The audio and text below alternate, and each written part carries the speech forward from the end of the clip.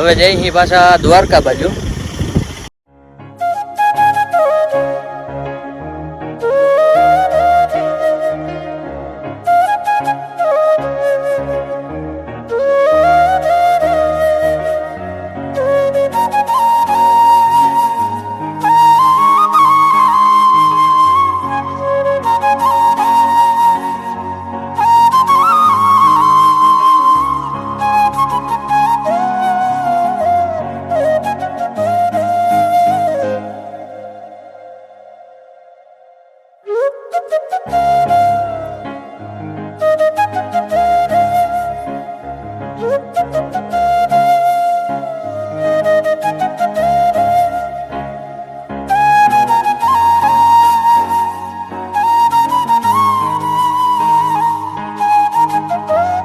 સુદર્શન સેતુ એ પૂગી ગયા છે.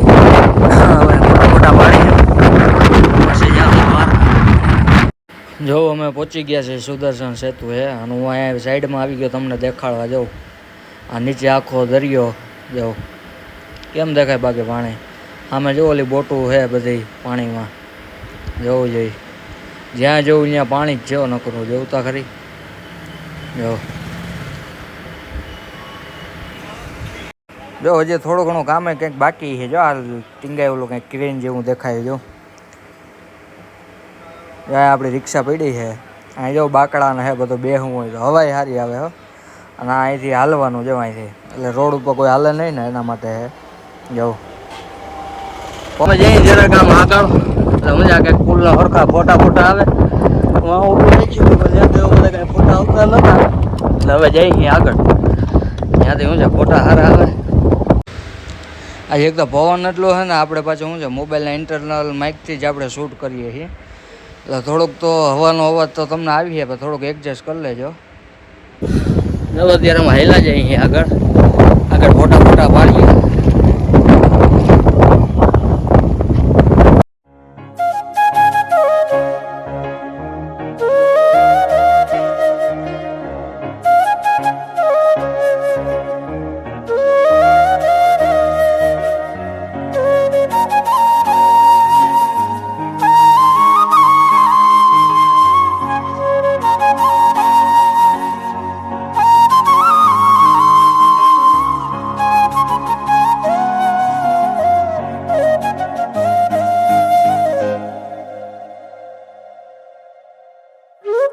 ફોટા તો પાડી લીધા છે. હવે જઈ દ્વારકા. ઘણા ફોટા પડ્યા પવન બહુ આવે ને હરખા આવતા નથી.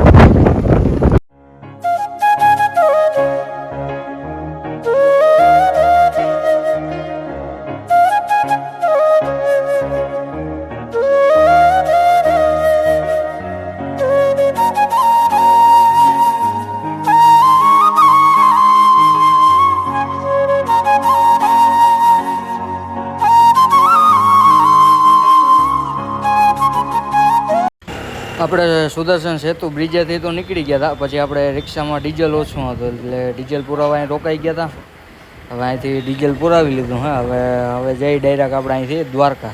હાલો તો કન્ટિન્યુ.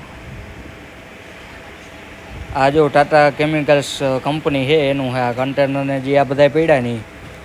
આ ટાટા સિમેન્ટ ને ટાટા મીઠુંની જે બને ને આખી ફેક્ટરી છે અહીંયા મીઠાપુરમાં આવેલી છે.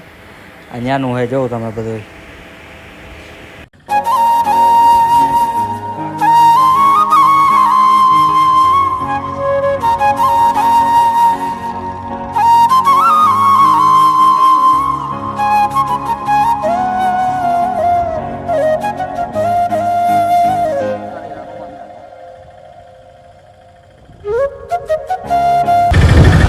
જ્યાં બોર્ડ મારો ટાટાનો અહીંયા સિમેન્ટ ને ટાટા મીઠું બે અહીંયા જ બને.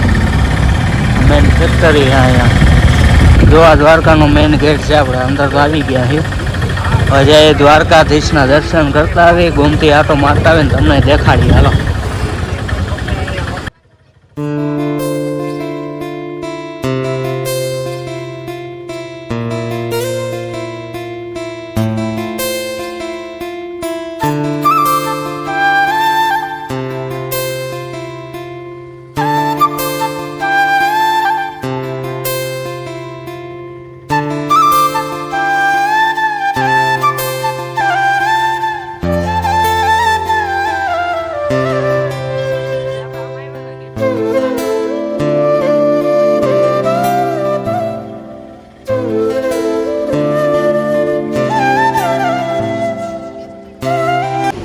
અમે પહોંચી ગયા છીએ દ્વારકા. હવે જઈ ગોમતી ઘાટે આટો મારતા પછી ગોમતી ઘાટેથી જાઉં પછી દ્વારકા અંદર.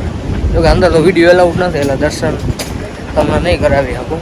આપણે ગોમતી ઘાટની એ બધું તો તમને દેખાડી દો. હવે ગોમતી ઘાટની દેખાડું તમને. જો સામે ઊંટ ને બધું છે. જારી આ બધા ઊંટ ને દરિયા ઉદાન હે પણ આજે ત્યાં વાવાઝોડા ઓલું હે ને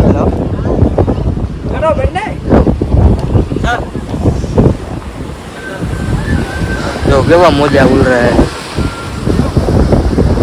આમાં સુદામાં છે પુલ જે આવ્યો ને જો અહીંયા શંખ ને આ બધું જડે. અહીંયા કોઈને લેવું હોય તો એવું બોડે મેરો સ્નાન કરવાની મનાઈ છે તો ઘણા અહીંયા પડ્યા. જો ઓલી બાજુ દુનિયાના નાઈ છે. હા જો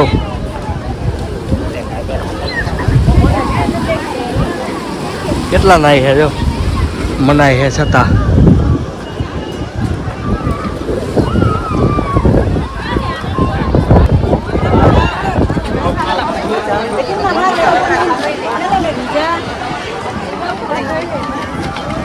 વર્તા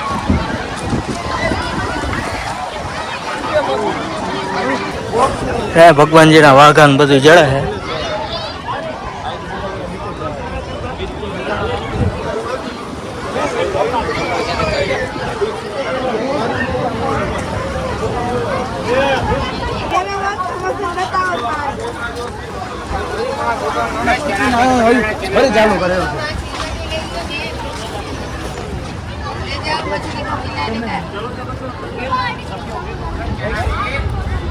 દર્શન તો કરતા આવ્યા. હવે ક્યાંક હોટલમાં જઈ જમી લે. હવે તો ભૂખે એવી લાગી છે. હાલો પાછા આવી ગયા દર્શન કરે. હવે પાર્કિંગમાં રિક્ષા પડી છે લઈને પછી હવે જઈ હોટલ લઈને કંઈક જમી આવી. હવે તો ભૂખ એવી લાગી છે. જો આ પાર્કિંગ છે અહીંયા દ્વારકાનું.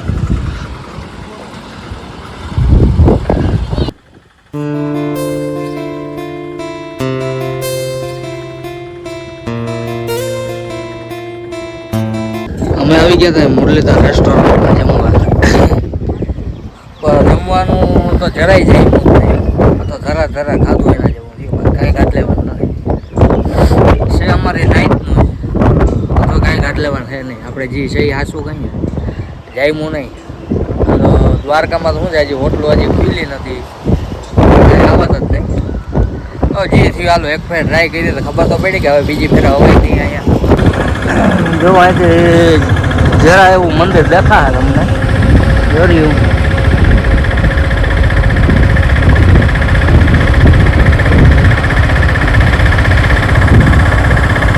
હાલો આપણે દર્શન કરીએ જમીએ હવે જઈએ લાંબા.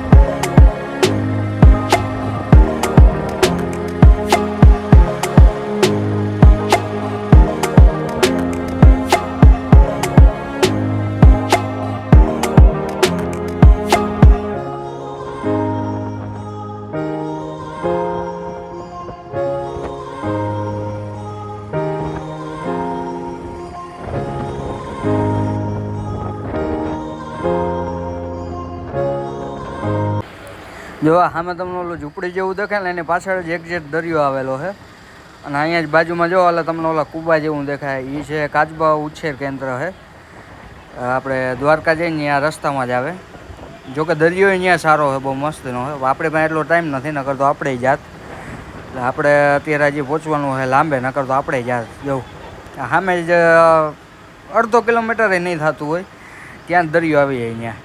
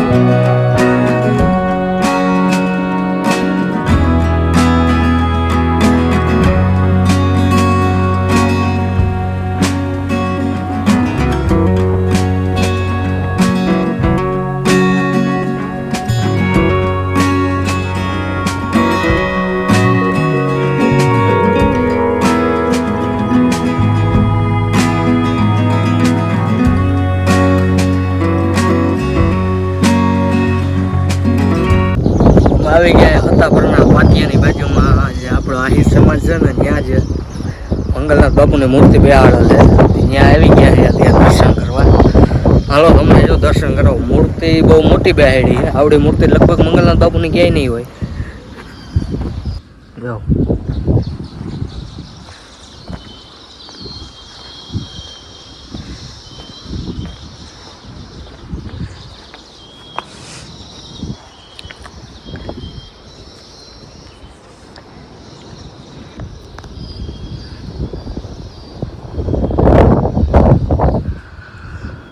જો આ છે મંગલનાથ બાપુની મૂર્તિ.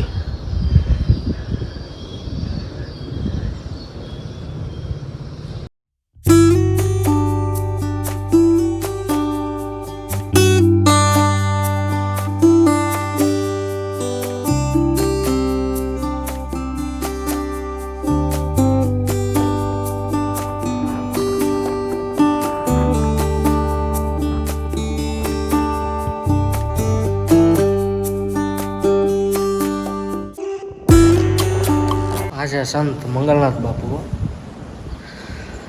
મંગલનાથ બાપુનો આખો ઇતિહાસ તો હું કહીશ તમને. આપણે ભવનાથમાં જ્યાં જગ્યા આવેલ છે ને બાપુ ત્યાં જતા. ભવનાથમાં આવેલ આહિર સમાજ જે મંગલનાથ બાપુની જગ્યાથી ઓળખાય છે. એટલે મંગલનાથ બાપુનો ઇતિહાસ આપણે ત્યાંનો એક ખાલી અલગથી જ રાખ્યું. અત્યારે તો હું તમને ખાલી આપણે લાંબે જતા હતા એટલે હતા પર રસ્તામાં જ આવે, અને રસ્તામાં હાઈવે ઉપર જ છે. એટલે મેં હાલો તમને દર્શને કરાવીએ. અને લગભગ આપણી મૂર્તિ મંગલનાથ બાપુની ક્યાંય હે નહીં, આ પહેલી મૂર્તિ છે આપણી. આપણે દર્શન કરી લીધા, તમને દર્શન કરાવ્યા. હાલો હવે જાઉં લાંબે. હાલો આપણે લાંબા તો પૂગી ગયા છે, હવે જઈએ બે માસીને જઈએ. હજી એક માસીને ઘરે જઈએ ચા પાણી પીવા. ત્યાંથી પછી જાઉં ગામમાં. તો કાલની ટુકડીમાં લાઇટ નથી, તે કોઈ મોબાઈલમાં ચાર્જિંગ છે નહીં. એટલે ગામમાં જાઉં મોબાઈલ ચાર્જિંગ કરવા, અને ગામમાં એક ઘૂમરો મારતા આવી અને પછી પાછા આવવાનું હોય વાડી. આજે જમવાનું વાડીમાં માસી રહે ને એના ઘરે. એટલે હાલો પહેલાં અમે અહીં ચા પાણી પીને પછી ગામમાં જઈને મોબાઈલ કંઈક ચાર્જિંગ કરીને આવીને બકાલું લેવાનું હોય એ લેતા આવી. લાંબે જોકે પૂગી. હવે તો આપણે 4-5 દી અહીંયા જ રોકાવાનું છે.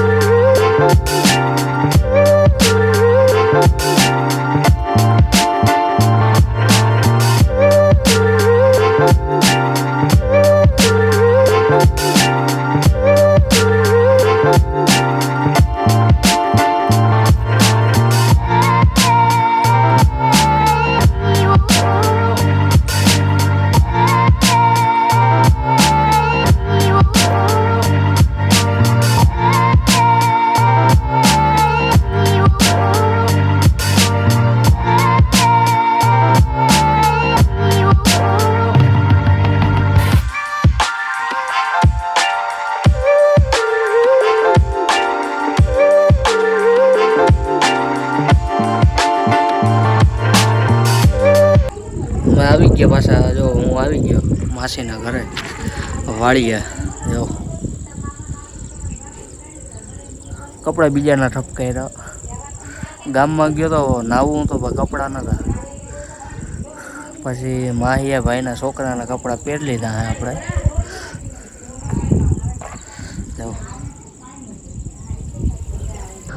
લોકેશન એક નંબર આવ્યો પણ ઠંડો પવન એમ આવે.